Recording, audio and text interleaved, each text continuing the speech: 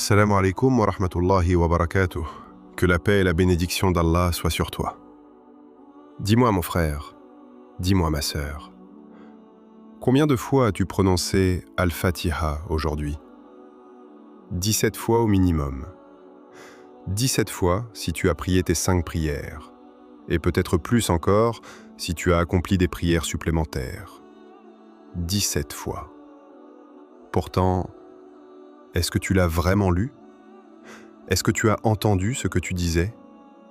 Est-ce que tu as senti le poids de chaque mot, la douceur de chaque verset, la profondeur de chaque invocation? Ou bien, les mots ont-ils glissé sur tes lèvres comme l'eau sur une vitre sans laisser de traces? Je ne te demande pas ça pour te faire culpabiliser. Je te pose cette question parce que je l'ai moi-même posée un jour. Parce que j'ai réalisé, un matin, que je récitais la plus grande sourate du Coran sans vraiment l'habiter. Al-Fatiha, la mère du livre, l'ouverture. 7 versets seulement. 7 versets qui résument toute la relation entre l'être humain et son Seigneur. 7 versets qu'Allah a choisis pour ouvrir son livre. 7 versets sans lesquels aucune prière n'est valide. Le prophète, que la paix soit sur lui, a dit « Celui qui n'a pas lu al-Qur'an, Al-Fatiha, n'a pas prié. » Réfléchis à cela. Allah n'a pas rendu obligatoire une longue sourate. Il n'a pas exigé une récitation complexe. Il a choisi ces 7 versets. Ces 7 versets précis. Parce qu'en eux réside quelque chose d'exceptionnel. Aujourd'hui, je voudrais te prendre par la main et te faire traverser Al-Fatiha autrement. Pas comme une routine, pas comme une obligation mécanique, mais comme un voyage vers toi-même, un voyage vers ton Seigneur. Parce qu'Al-Fatiha n'est pas seulement une prière. Al-Fatiha, c'est un dialogue que Allah a initié avec toi. Chaque fois que tu dis « Bismillahir-Rahman-ir-Rahim », Allah répond. Oui, mon frère, ma sœur, Allah répond à Al-Fatiha. Dans un hadith Qudsi rapporté par Muslim, Allah dit « J'ai partagé la prière, Al-Fatiha, entre moi et mon serviteur en 2 moitiés. Chaque verset que tu prononces, Allah l'accueille. Chaque ligne que tu récites, il te répond. Tu n'as jamais été aussi entendu que dans ta salate. Et tu ne le savais peut-être pas. Alors ferme les yeux une seconde, respire, et prépare-toi à redécouvrir quelque chose que tu connais depuis l'enfance, mais que tu n'as peut-être jamais vraiment rencontré. Al-Fatiha commence par une déclaration, pas une demande, pas une supplique, une déclaration. Alhamdulillahi Rabbil Alamin. Toute louange appartient à Allah, le Seigneur des mondes. Avant même de demander quoi que ce soit, avant même d'exprimer un besoin, avant même de parler de toi, tu commences par lui. Ce n'est pas anodin. C'est une leçon de vie entière enfermée dans 6 mots. Alhamdulillah, toute la louange, toute la gratitude, dans toutes les langues, pour toutes les faveurs, visibles et invisibles, passées, présentes et futures. Tout cela appartient à Allah. Pas une partie, pas ta part à toi. Tout. Et puis vient le mot Rab, le Seigneur. Mais Rab en arabe ne signifie pas seulement Seigneur dans le sens d'autorité ou de pouvoir. Rab vient d'une racine qui signifie nourrir, élever, prendre soin, faire grandir.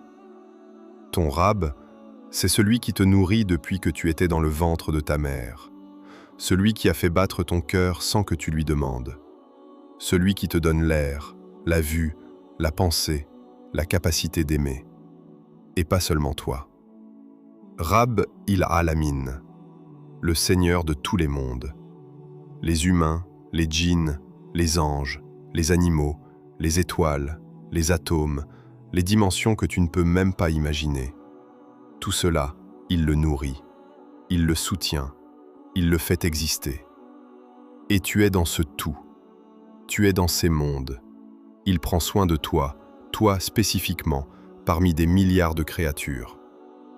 Ensuite vient Ar-Rahman, Ar-Rahim. Deux noms, deux niveaux de miséricorde. Ar-Rahman, sa miséricorde qui enveloppe toute la création, croyants et non-croyants. Ar-Rahim, sa miséricorde particulière, réservée aux croyants, au jour du jugement. Il se présente à toi par sa miséricorde, pas par sa colère, pas par sa puissance, par sa rahma, alors qu'il aurait pu commencer par le maître du jour du jugement. Mais non, il commence par Rahman, par Rahim, comme pour te dire, avant tout ce que tu connais de moi, sache que je suis miséricordieux. Mot d'engagement. À lire à voix haute dans la vidéo avant d'aller plus loin, écris en commentaire le mot Rahman. C'est court, c'est une invocation, et chaque personne qui le lira fera peut-être un Amin pour toi. Rappelle-toi que ce nom, Al-Rahman, c'est celui qu'Allah a choisi pour se présenter à toi. Alors quand tu l'écris, tu le mentionnes, et il entend. Et après la louange, après la présentation divine, Al-Fatiha t'amène au centre. Maliki Yaoumiddin, le maître du jour de la rétribution. Et puis tu ouvres ta prière. Et tu dis « Iyyaka na'budu wa iyyaka nasta'in » C'est toi seul que nous adorons, et c'est toi seul dont nous implorons l'aide. Mon frère, ma sœur, entends ce que tu es en train de dire. Tu n'es pas en train de réciter une formule, tu es en train de signer un pacte. Un pacte entre toi et Allah. Je ne m'incline que devant toi. Je ne tends ma main qu'à toi. Je ne m'humilie que devant toi. Dans un monde qui te demande de t'agenouiller devant les apparences, devant les opinions des autres, devant la peur du jugement humain, tu redis 17 fois par jour « Non, je ne m'incline que devant Allah ». C'est une libération. Et la deuxième partie de ce verset est encore plus belle. « Wa iyyaka nasta'in » C'est toi seul dont nous implorons l'aide. Tu as peut-être tout essayé, tu as frappé à toutes les portes. Certaines se sont fermées, certaines personnes t'ont déçu. Tu t'es peut-être senti seul, incompris, abandonné. Mais là, dans ta prière, tu te retournes vers le seul être qui n'a jamais failli. Je demande ton aide, Ya Allah. Pas l'aide de quelqu'un qui peut être fatigué de toi, pas l'aide de quelqu'un qui peut manquer de moyens. L'aide de celui qui est Ar-Rahman, Ar-Rahim, Maliki Yaoumiddin. Et puis, il y a ce verset qui me touche profondément. Ihdina sirat al-mustaqim. Guide-nous vers le droit chemin. Tu sais ce qui est bouleversant dans ce verset? C'est que même les meilleurs d'entre nous le demandent. Même le prophète, que la paix soit sur lui, demandait la guidance. Personne ne dit « Merci, j'ai trouvé le chemin, je n'en ai plus besoin ». Chaque jour, tu renouvelles cette demande. Ya Allah, ne me laisse pas perdre le chemin. Ya Allah, aide-moi à ne pas dévier. Ya Allah, je reconnais que sans toi, je suis perdu. C'est une humilité profonde, une humilité qui protège. Et puis Allah précise quel chemin. Sirat al-lavina an'amta alayhim. Le chemin de ceux que tu as comblés de bienfaits. Pas le chemin de la célébrité, pas le chemin de la richesse, le chemin de ceux qu'il a comblés. Les prophètes, les véridiques, les martyrs, les pieux. Tu demandes à marcher avec eux. Tu demandes à être de ceux dont Allah est satisfait. Personne ne voit tes larmes quand tu fais cette demande, mais Allah les voit, et il entend. Lève les yeux, regarde le ciel un matin d'été, quand le soleil commence à pointer. Regarde la mer, quand les vagues arrivent régulièrement, inlassablement. Regarde un enfant qui apprend à marcher, qui tombe, qui se relève. Regarde une graine que tu plantes dans la terre et qui, des semaines plus tard, devient une plante. Tu vois ça? C'est Al-Fatiha. Alhamdulillahi Rabbil Alamin. Toute louange à Allah, le Seigneur des mondes. Les mondes, ce n'est pas seulement le monde humain. c'est le monde des galaxies. Il y aurait 2000 milliards de galaxies dans l'univers observable. Chaque galaxie avec des centaines de milliards d'étoiles. Et notre Soleil, immense à nos yeux, est une étoile parmi des centaines de milliards dans la nôtre. Et tout ça tourne. Tout ça est en ordre, sans se heurter, sans se perdre. Parce qu'il est Rab il Alamin, le Seigneur qui maintient, qui nourrit, qui garde. Maintenant, regarde les saisons. L'hiver arrive, la terre semble morte. Les arbres perdent leurs feuilles. Tout semble gelé, immobile, fini. Et puis le printemps vient. La même terre qui semblait morte se couvre de vert. Les mêmes branches qui semblaient sécher bourgeonnent. Les mêmes fleurs reviennent. N'est-ce pas là une manifestation de Ar-Rahman, Ar-Rahim, sa miséricorde qui revient, même après l'hiver, sa douceur qui ressuscite ce qui semblait perdu. Et cette résurrection de la nature, elle te parle directement. Elle te dit, toi aussi, tu peux revivre. Ton hiver intérieur n'est pas permanent. Ta fatigue, ta tristesse, ta perdition. Si la terre peut refleurir, tu peux toi aussi. Et puis il y a Maliki Yaoum Iddin, le maître du jour de la rétribution. Regarde la physique de l'univers. Chaque action entraîne une réaction. Chaque cause a un effet. Rien ne disparaît vraiment. Rien ne se crée de rien. L'univers lui-même fonctionne sur un principe de justice cosmique. L'énergie se conserve. La matière se transforme. Rien ne se perd. Et si même l'univers physique obéit à ce principe de conservation et de retour, imagine ce que sera le jour de la rétribution pour les âmes. Imagine la précision divine. Chaque larme, chaque injustice, chaque bien silencieux, tout sera pesé, tout sera rendu. Et finalement, Ihdina Sirat al-Mustaqim. Regarde les oiseaux migrateurs. Ils parcourent des milliers de kilomètres, traversent des continents, des mers entières. Et ils reviennent au même endroit. Ils ont une boussole intérieure.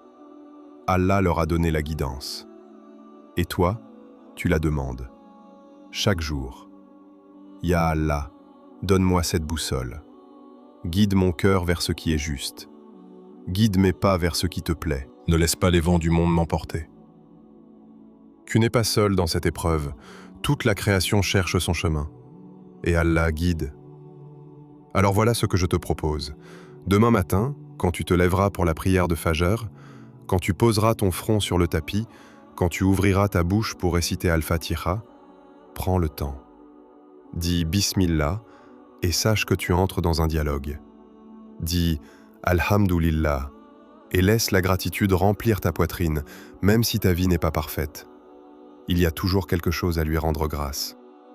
Dis Ar-Rahman, Ar-Rahim et rappelle-toi, il t'a choisi comme destinataire de sa miséricorde en ce moment.